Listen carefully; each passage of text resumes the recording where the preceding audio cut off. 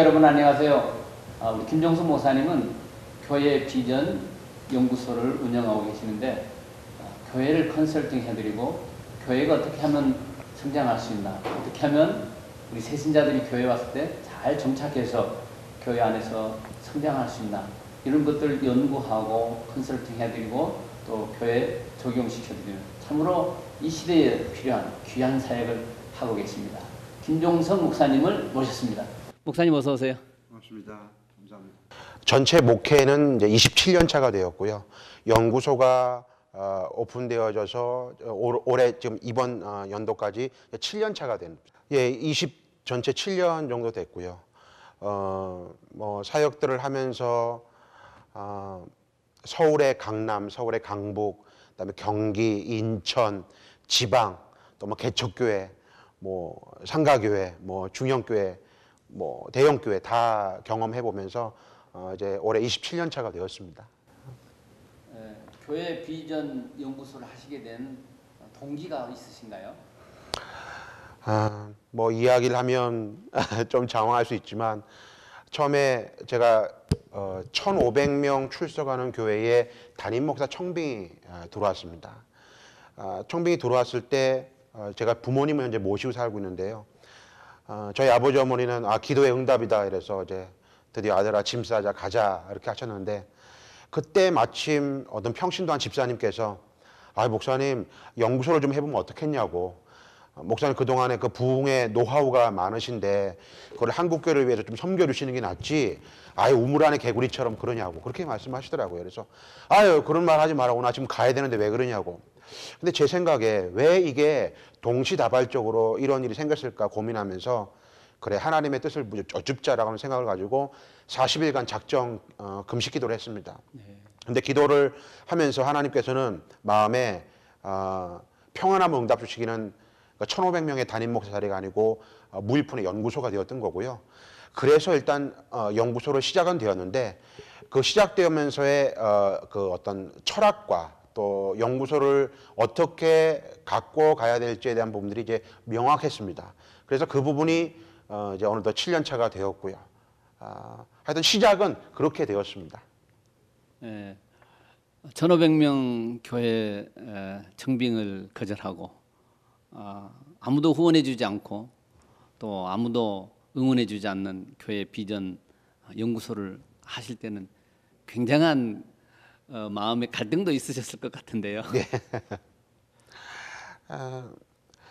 저희 아버지 어머니 두 분 다 이제 올해 80이십니다. 근데 당뇨의 지병을 갖고 계셔서 아버지는 40대 때 일찍 쓰러지셨고 직장을 잃고 생활 능력이 없었고, 어머니도 특별한 어떤 뭐 직업이 있었던 것도 아니고, 그래서 사실상 어릴 때부터 가장 역할을 감당했습니다. 그러다 보니까 아무래도 재정이 제일 어려웠고 힘든 상황이었기 때문에 그래도 담임 목회자의 목양지로 가게 되면 그러한 부분은 좀 해소가 될 수 있지 않겠나는 생각도 뭐 인간적인 생각이나마 약간 있었지만, 그래 기도하면서 하나님 마음 평안 주시는 것은 그런 어떤 안정된 삶에 대한 추구가 아니라 한국교회를 좀 더 세우고 또 목사님들을 돕고 건강한 교회를 위해서 정말 이 모든 것들을 희생하고 헌신해야겠다는 그러한 마음이 그냥 1,500명의 화려한 모습보다는 하나님께 제 마음을 더 움직여 주셨고,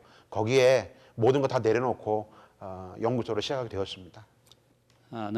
너무나 참 귀한 결단이셨고, 또 어쩌면 우리 한국 교회에 꼭 필요한 연구소고, 교회가 물론 대형 교회도 많지만 흔히 말하기를 70~80%는 소형 교회고 미자립 교회고 어려운 교회라고 우리가 표현하는데, 목사님의 포커스는 사실 대형 교회가 아닌 미자립이나 소형 교회들이지 않습니까? 네네. 그래서 그런 소형 교회들을 이제 돕고 또 컨설팅 해드리고, 그 소형 교회들이 어떻게 하면 부흥할 수 있는가, 이 방법을 어쩌면 담임 목사님보다 더 고민하시는 우리 목사님 같으신데, 과연 우리 소형 교회들이 어떻게 하면 새로 찾아오는 초신자들을 정착시키고 또 정착해 있다고 할지라도 그분들을 어떻게 하면 영적으로도 성숙시킬 것인가, 이것들에 대해서 많은 고심이 있고 또 연구 결과 그런데 해답도 갖고 계실 것 같은데 그 부분에 대해서 목사님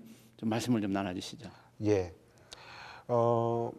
사실상 한국 교회나 또 이곳 이민 교회나 전도라고 하는 부분이 참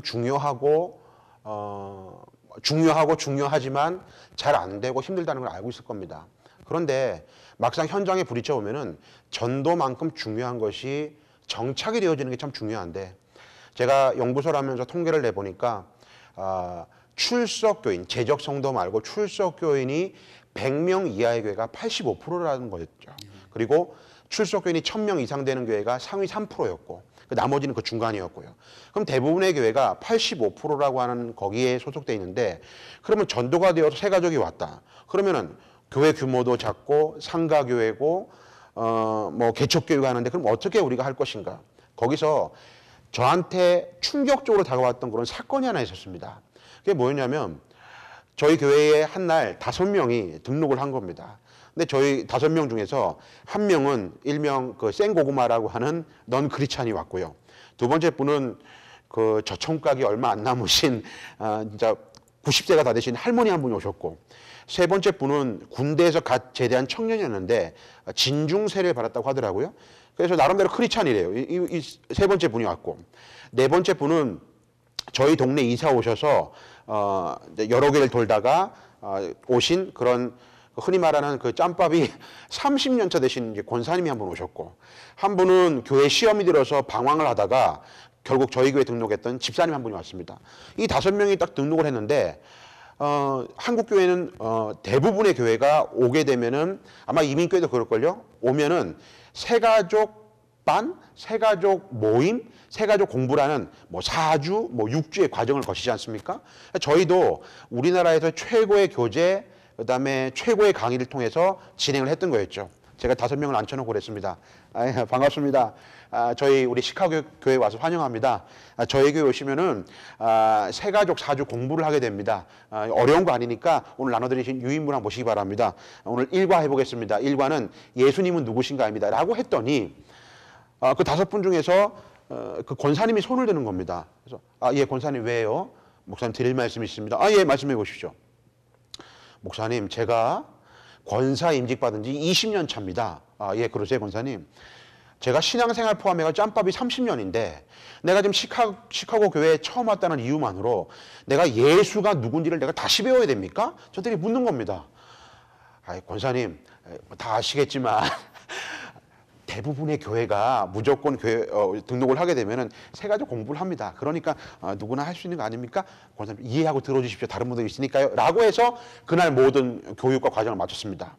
그런데 그 다음 주가 되었을 때 이 5명의 각기 다른 유형의 사람들이 단 한 명도 남지 않고 다 떨어져 나가버린 겁니다.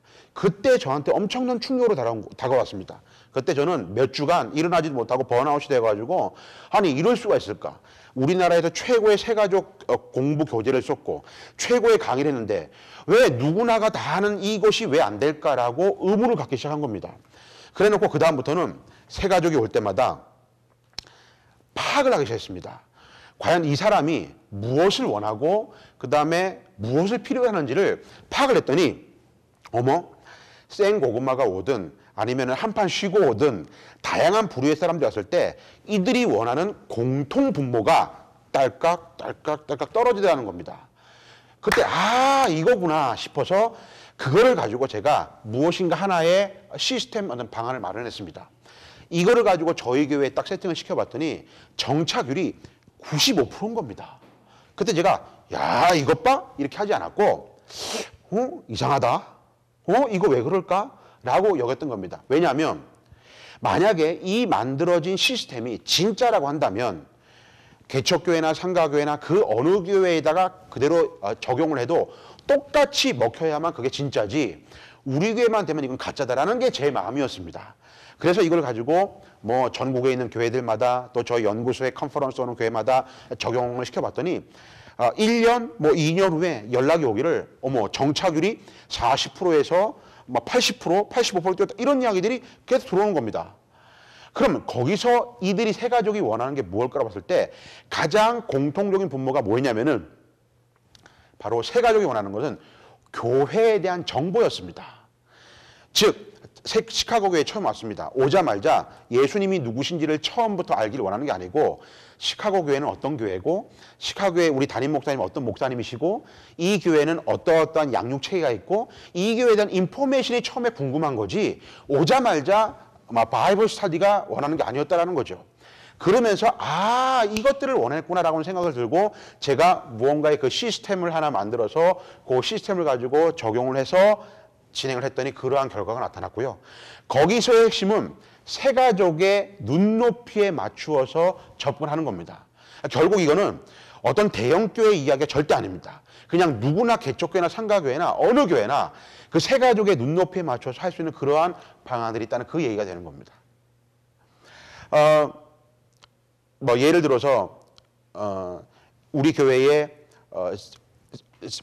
처음 오신 초신자가 계시고 또 이사 와서 오신 분이 계신데 이분들한테 오자마자 그냥 다짜고짜 한다는 얘기가 그냥 예수님 누구십니까? 라고 물어봐서 공부를 하는 차원에서의 접근이 아니고 세 가족이 원하는 그러한 시스템을 가지고 정보를 가지고 적용을 한데 이들에게 와서 그들이 원하는 눈높이에 맞추고 새가족부 시를 꾸미고 새가족을 섬기고 그 다음에 그 자리에서 모든 것들이 시스템이 이루어지는 것들을 적용했을 때 역시나 정착률은 90% 이상의 그 부분을 가져왔습니다.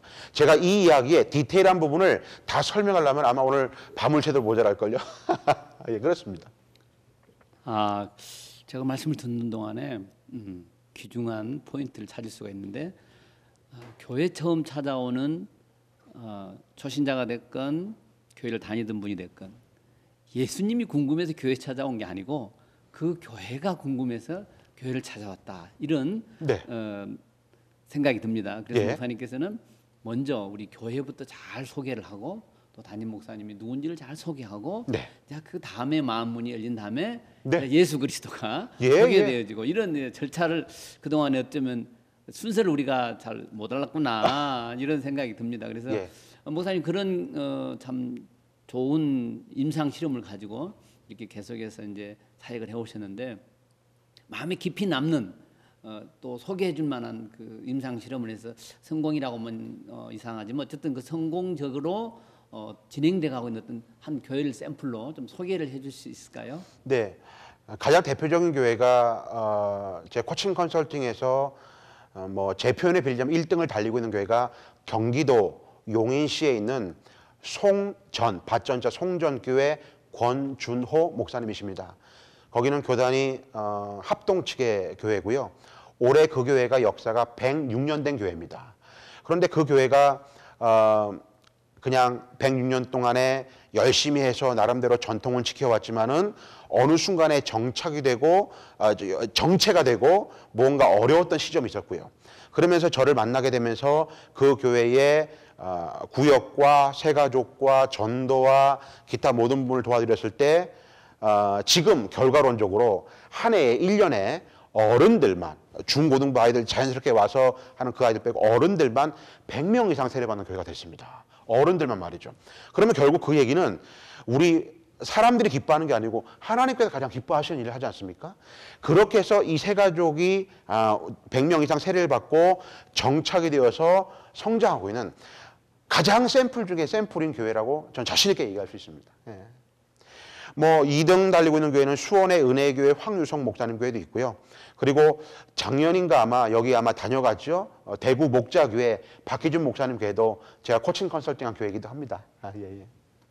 목사님 이제 교회가 어느 정도 진행되어 갈 때 새신자 정착도 참 중요하지만 또 새로 시작하는 교회들도 많거든요.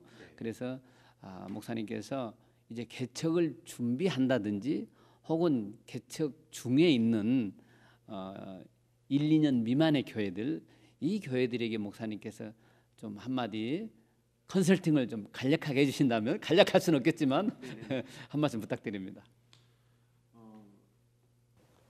개척이 안 된다고 하지만은 사실상 많은 교회가 개척되면서 전략을 잘 세우면 남들보다 5년, 10년 더 앞서갈 수 있습니다.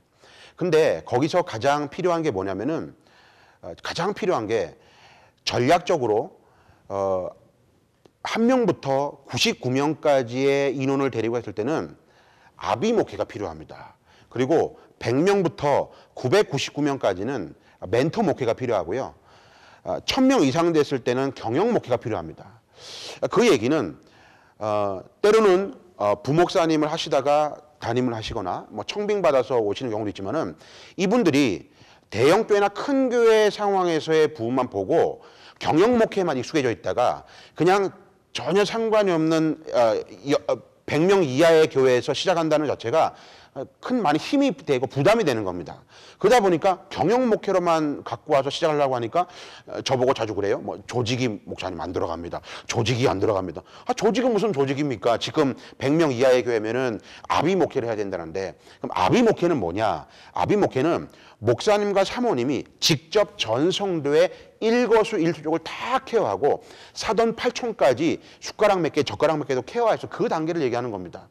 그런데 경영 목회는 조직이 들어가는 교회거든요. 그러다 보면은 그냥 어떠한 시스템에서만 들어가는데 그것만 가지고 개척교회에서 시작한다는 것은 전혀 거리가 먼 이야기고요.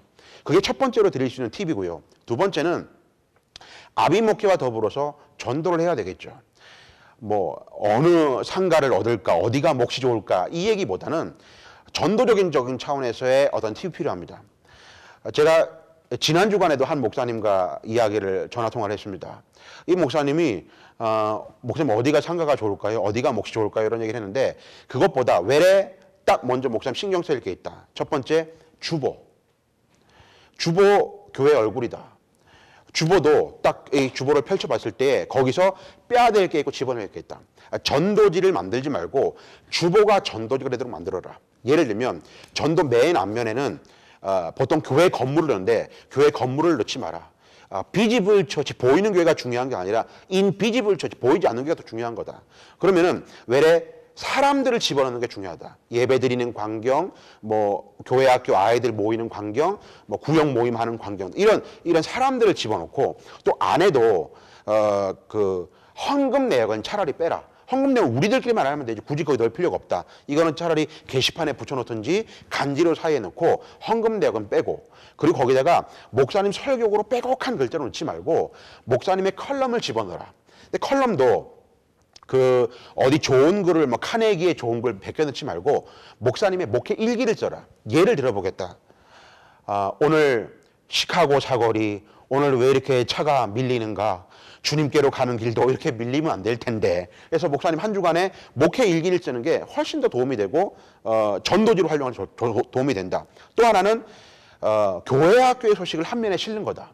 다음 세대를 세우는 게 현수막만 걸지 말고 다음 세대를 위한 그 내용들을 한 면에 실어가지고 거기다가 어떤 작은 사진들도 집어넣고 교회 학교에서 이런 일을 벌이고 있다는 얘기를 들면은 이 전도지로 활용할 때 엄청나게 큰 이슈가 될 수 있다.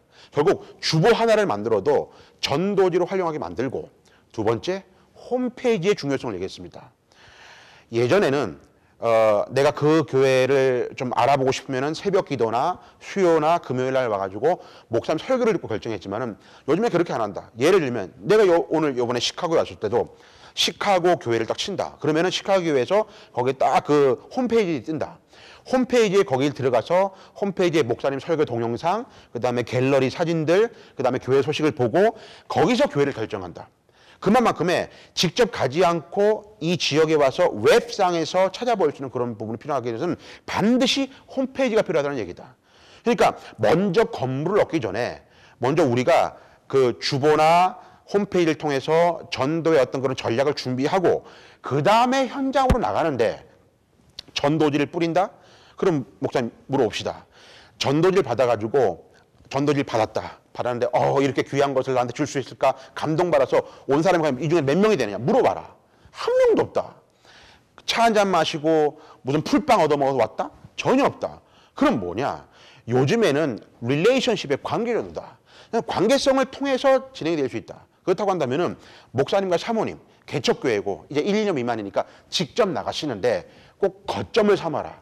거점적인 차원에서 거점을 삼아서 거기서 이 사람한테 뭐를 뿌리는 게 중요한 게 아니라 이 사람과 더불어서 관계성을 맺는 게 중요하다는 것을 꼭 기억을 해라. 이런 것만 기억을 해도 개척교회적인 차원에서 건물로 목숨을 걸지 말고 사람의 접근을 하고 한다면은 훨씬 더 빠른 시간 안에 정착과 안정을 찾을 수가 있을 것이다. 이렇게 제가 이야기한 적이 있습니다. 뭐 약간의 팁이 되었나 모르겠습니다. 너무 귀한 말씀입니다. 신선하고 귀한 말씀으로 느껴지는데요. 교회 주보에 관해서도 아주 예리한 통찰력을 목사님 보여주셨습니다.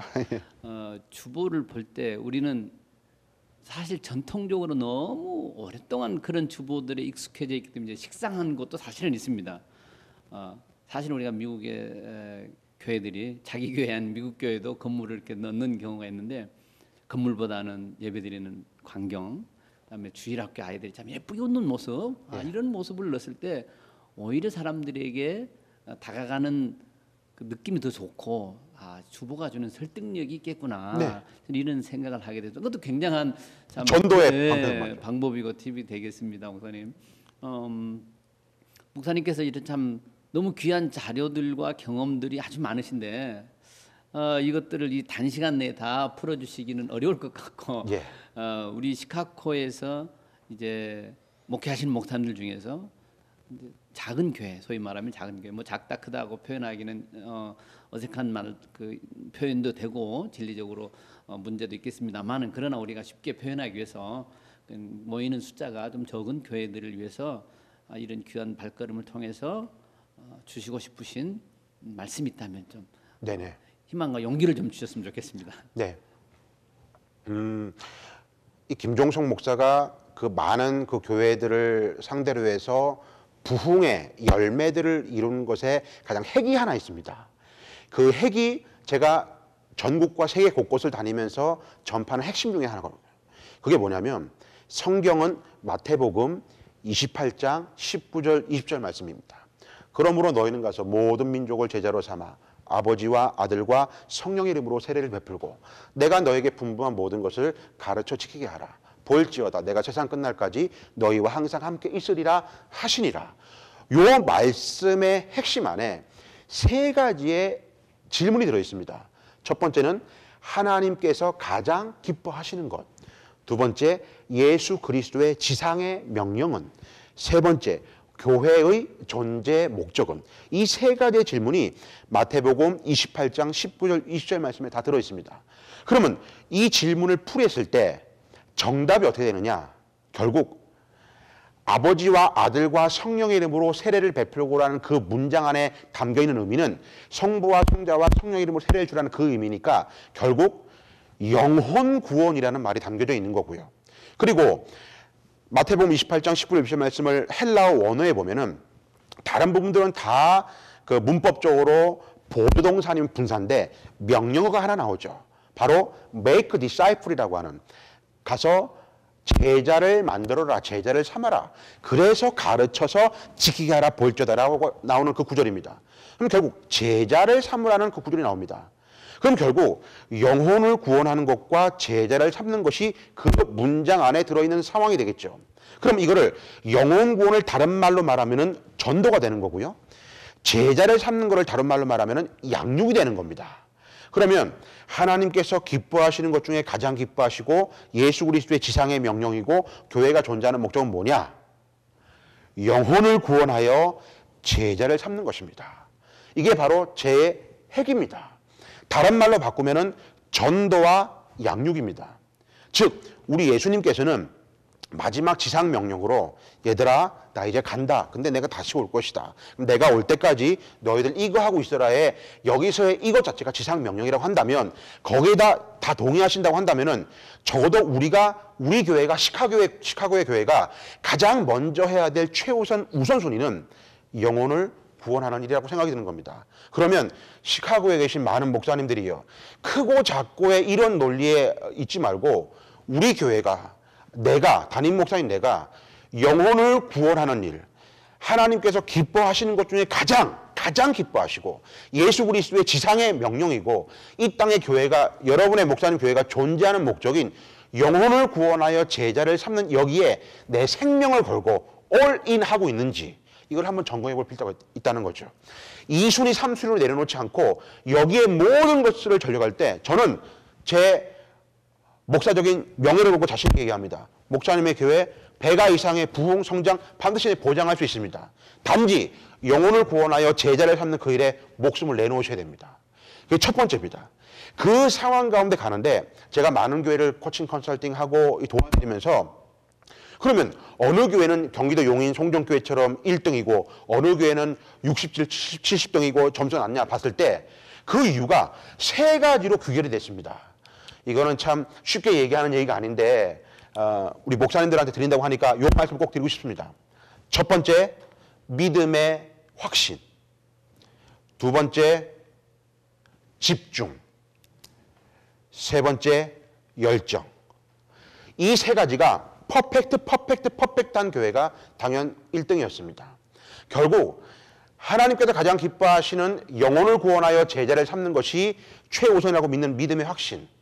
그리고 두 번째, 하나에만 집중하는 집중. 그리고 패션의 열정. 이것이 절대로 무너지지 않는다면 목사님의 교회 반드시 됩니다. 반드시 될 것입니다. 귀한 말씀 너무 감사드립니다. 마지막으로 한 말씀 더 여쭙겠습니다. 네. 교회가 열심히 전도도 하고 또 양육도 하고 해서 참 성장이 됐어요. 몇백 명 성장이 되다 보면 거기서 문제가 생깁니다. 그래서 교회가 분쟁에 휩싸이기도 하고 또 교회가 분리되기도 하고 이런 아픔들을 겪게 되는데 이 면에 대해서도 목사님 갖고 계신 답 있으시면 좀 부탁을 드립니다. 예. 저도 한국교회에서 많은 교회를 만나보면 정말 표현하기 어려운 힘들고 어려운 교회 많습니다. 안 된다고 하고요. 어렵다고도 합니다. 제가 1년에 설교나 강의를 통해서 만나는 교회가 한 200여 교회 됩니다. 365일을 지금 꽤나 많은 교회를 만나는 거죠. 98%의 목사님들이 안 된다, 힘들다는 얘기를 합니다. 그때마다 제가 드리는 말씀이 있습니다. 목사님, 98%가 안 되잖아요. 근데 2%는 되던걸요? 되는 교회가 2%가 있어요. 전국과 전 세계에. 목사님, 2%의 교회가 목사님의 교회가 되길 바라요. 라는 마음으로 저는 하거든요. 근데 많이 분쟁이 일어나고 어렵고 힘든 교회의 상황을 보면은 딱 주어지는 게 딱 하나입니다. 모든 것들을 다 이렇게 벗겨본다고 하죠. 분석해 보면은 딱 하나가 있습니다. 교회의 비전, 담임 목사님 비전이 쉐어링, 공유가 진정으로 안 됐다는 겁니다. 사실 제가 이 말이 어떤 일반적인 이야기처럼 들릴지 모르겠지만은 저는 이 비전 공유가 얼마나 중요한지 너무너무 중요한지 잘 알고 있습니다. 여기에 진짜 확신을 갖는 분들은 아마 비전 공유라는 말 때문에 모든 것들이 다 풀어질 수 있습니다. 담임 목사님을 중심으로 하나의 비전으로 하나의 비전의 기름 부으심으로 가는 것이 제일 중요합니다. 그 비전의 기름 부으심이 안 되었기 때문에 문제가 생기는 겁니다. 이게 단계가 있습니다. 요 얘기까지 마저 드리자면은 비전이 공유가 되고 난 다음에 전략을 세우고요. 그 다음에 성품이 준비가 되어서 이 세 가지가 준비가 되면은 교회가 부흥이 일어납니다. 그런데 부흥이 찔끔찔끔 일어나거든요. 근데 한 가지가 빠졌더라고요. 그게 뭐냐? 바로 플러스 어노인팅, 성령의 기름 부으심이 필요하다는 거죠. 자, 그런데 이 모든 과정 중에 가장 힘들고 가장 어렵고 가장 오래 걸리는 게 비전 공유입니다. 최소 3년, 3년 반은 걸립니다. 우리 예수님도 3년, 3년 반이 걸렸는데 어디 인간이 가면 1년 만에 되겠습니까? 자, 적어도 분쟁, 어려움, 힘든 부분을 이겨내려면은 다음에 전략이고 그 다음 단계를 가기 전에 담임 목사님과 하나의 비전을 가지고 온전한 비전 공유를 이루는 것이 가장 중요합니다. 제가 이것도 테스트도 해봅니다. 1, 2년 후에 가가지고 교회에 가서 권사님, 저기 하나님께서 가장 기뻐하시는 게 뭐죠? 아유, 목사님, 예배지요. 땡. 틀리다는 겁니다. 얘들아, 아이고, 소년부 아이들아, 저기 예수님의 지상명령이 뭐지? 아이, 목사님, 저기 그 성경 읽는 거 아니에요? 땡. 교회의 비전은 영혼을 구원하여 제자를 삼는 그 하나의 비전이었는데 그 비전이 온전하게 공유, 쉐어링이 안 되었던 겁니다. 가만히 다 열어보면 말이죠. 여러분, 우리 목사님 교회 한번 진단해 보십시오. 진정으로 비전이 되고 있는지. 그 진정한 비전이 공유될 때 절대로 흔들림이 없습니다. 제가 성경을 보니까요. 요한복음 그 17장에 보니까 예수님께서 마지막으로 하신 기도의 장면이 나오더라고요. 일명 대제사장의 기도라고 할까요? 근데 거기에 보면은 꼭 나와 있는 게 있습니다. 저들로 하나가 되게 하여 주옵소서. 저들로 하나가 되게 하여 주옵소서. 결국 하나님께서, 우리 주님께서는 하나됨의 원칙을 추구하셨다는 거죠. 그러니까 중요합니다. 그래서 비전의 공유가 가장 중요하다는 그 얘기를 꼭 드리고 싶습니다. 그게 정말로 교회의 어려운 부분을 이겨낼 수 있는 유일한 비결입니다.